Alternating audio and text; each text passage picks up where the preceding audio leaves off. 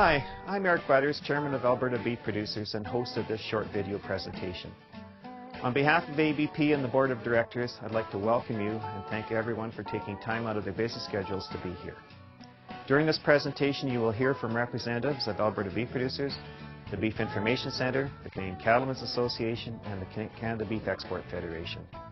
We will try to be brief by bringing to your attention the key highlights, issues, and concerns that we've been tackling this past year. All of the actions undertaken by ABP and the National Cattle Associations result from the direction you've given us. This is our opportunity to report back with updates and to invite your feedback. At the same time, we've provided you with the annual report booklet that fully details the main points of this presentation and describes other ongoing activities.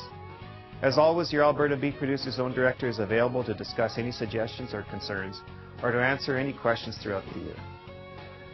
I've invited General Manager of Alberta Beef Producers, Rich Smith, to come out and join us today and talk about some of the issues that we've been working on recently. Welcome, Rich, and thank you for coming out. Thanks for having me, Eric. It's a pleasure to be here. We've certainly faced our share of challenges in the last year. Well, we have indeed. We've got the ongoing challenges around the cost of feed grains and the value of the Canadian dollar. We've got market access issues still lingering, and of course, we've got the issues around regulatory burden. Yes. We are seeing some signs of some improvement this year. The value of the Canadian dollar against the American dollar is declining right now, and we're seeing some improvement in prices for cattle. Also, I think, though, we still face the concerns over the mandatory country of origin labeling, or COOL, in the United States. Well, we do, and hopefully it's not going to be as bad as we originally thought it may turn out to be, but nevertheless, we have to come to grips with how we're going to deal with it. It's certainly been a focus for ABP of the past year, beginning with a special board meeting last year to look at the financial challenges facing our industry. The board looked at proposing improvements to the Alberta Farm Recovery Plan. You set up 4 task teams. Those teams developed progress reports for the annual general meeting in December, and that formed the basis for our comprehensive recommendations to the provincial government. We've continued to work on behalf of our producers to look at these challenges. Of course, the government of Alberta also has been active in this area, and their work has culminated in the announcement in June of the Alberta Livestock and Meat Strategy, or the ALMS. We've had a series of town hall meetings. We've had over 850 producers at meetings discussing the ALMS. You wrote an open letter to producers, which we've circulated to the industry and have put up on our website as well. I think as we continue, we'll be looking at ways to deal with this strategy. Well, the strategy is very interesting. I mean, there's aspects of the strategy that we support. The emphasis on the Centre of Excellence for Feed Grains Research, the shining the light on the need for international trade agreements. Things like that are right on with the ALMS strategy. There are aspects of the ALMS strategy that are sort of coming out of the mists now, and we're starting to get a better grip on, and that would be the agency itself. It's going to have the budget to work on behalf of the meat sector in Alberta, and that looks like it could be most useful. There are some aspects of ALMS, however, that are problematic to us, and that would include most of the mandatory aspects. The mandatory movement tracking and the schedule for that, the mandatory weaning date, mandatory on-farm food safety. These things are going to be very difficult to try and implement in the manner in which they're outlined in the strategy. So I think as we go forward, we'll certainly be spending quite a bit of time on that strategy, but that's not the only issue, of course, that our staff and delegates and directors are dealing with at ABP. There's still a number of other initiatives that we need to keep our attention on. We've been working on a comprehensive review of our plan, the regulations that govern the mandate, structure, and operations of ABP. We had a high level of engagement with stakeholders. We went out to producers. We gave producers the opportunity to provide input into that review. We've put the recommendations together, and we'll be making final decisions at the annual general meeting, and this will just determine how we go forward as an organization. And fundamentally, we remain a grassroots sort of framework for policy development and advocacy for the industry, and that's our main goal.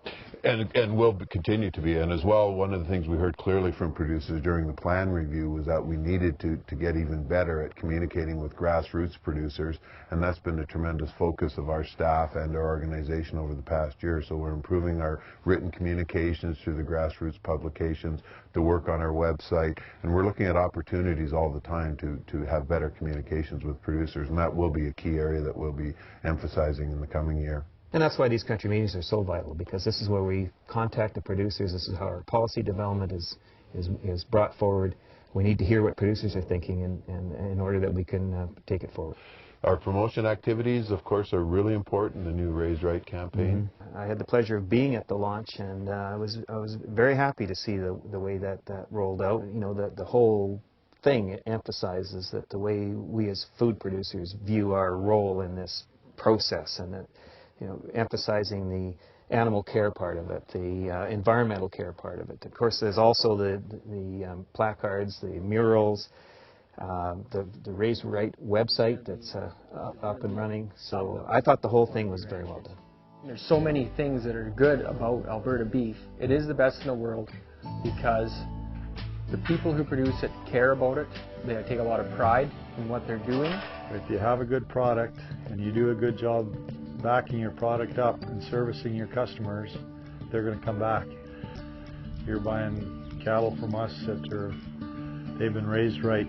As we look at the competition we face in the markets and the competition in Alberta for the land and water resources that we need, I think it's really important that the people of Alberta and our customers around the world have a good image of Alberta producers and the Alberta industry, and that's exactly what the Raised Right campaign is working towards. Well, absolutely. They're focusing on our international reputation as having you know, a great environment, clean water, and dedicated people, and I think that you and your staff have hit that right on. Well, thank you. We're certainly trying to do that, and we do it at the direction of the delegates and directors, of course, who hear from producers. So the operations of the office itself, financial, legal, administrative support, is a key component of our ability to work on behalf of the organization. So I think we'll be looking at significant challenges, but I think everybody is committed to working together towards a stronger future for our industry. Thanks, Rich. It's been great chatting with you. We'll now go to brief question and answer sessions with a representative from the Beef Information Centre, the Canadian Cattlemen's Association, and the Canada Beef Export Federation. Laurie Creech, the Communications Manager for ABP, will discuss with them the important accomplishments and goals each association has focused on during the past year. Thanks, Eric. I have J.D. Nelson with